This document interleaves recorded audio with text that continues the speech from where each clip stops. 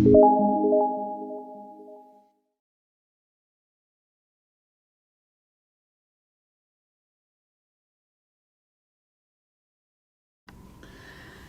morning we are going to look at Beatitude number 4.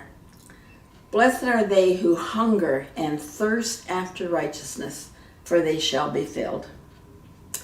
I recall several years ago now, when our Sue was only about 4 years old, we were driving across the prairies on our way to a next appointment out west, and Sue wanted to stop and eat. And I said, "No, Susan, not yet, you'll have to wait." As she then leaned over the front seat, that was before seat belts, and she said, "Mommy, do you want me to starve to death?" I don't know what it means to be starving, but I do know what it means not to have an appetite. I have been there. And the closest I ever came to feeling really hungry was when I had my last surgery.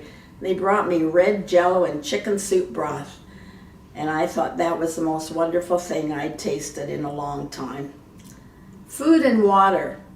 Basic food are necessities to life, not luxuries. This was especially true in Palestine in Jesus' day. Both food and water were carefully used and were never wasted. And sadly today in a lot of countries, including our own, many lack good, clean water. The owning of a well and cultivating of a field were matters of life and death in Jesus' time, and still are today in many places.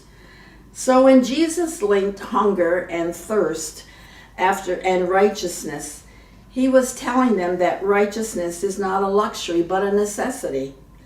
And our physical life depends upon food and water.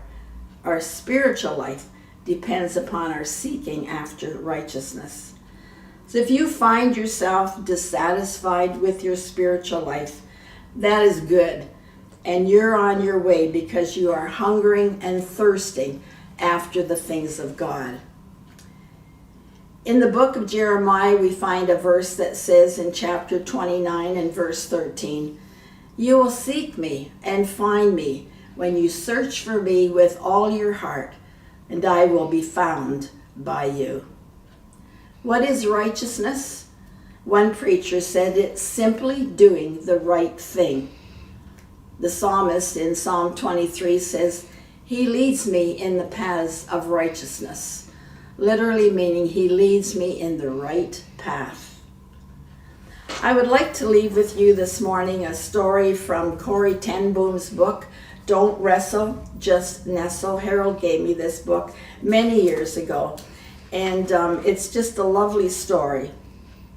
And Corrie ten Boom said, "I was in Japan, very tired with a stomach that was upset from the unusual food.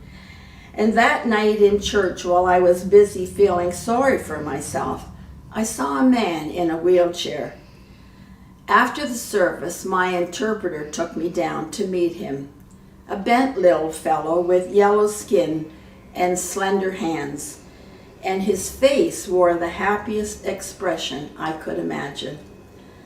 "What are those little packets on your lap?" I asked him, pointing to several packages wrapped in brown paper and tied with a string. He broke into a wide grin and tenderly unwrapped one of the packages. It was a sheath of papers covered with Braille, the raised script of the blind. "This is the Gospel of John written in Braille," he said. "I've just finished it." And then he continued, "This is the 15th time I have written the Gospel of John in Braille. And I've also written other of the Gospels as well." "How did you come to do this?" I asked him. He said, "Do you know about the Bible women here in Japan? They go from village to village bringing copies of the Bible, books, and literature to those who are hungering and thirsting for God. Our Bible woman is very ill with tuberculosis, but she travels each week to 16 villages, even though she will soon die. And when I heard about it, I asked the Lord, what could I do to help her?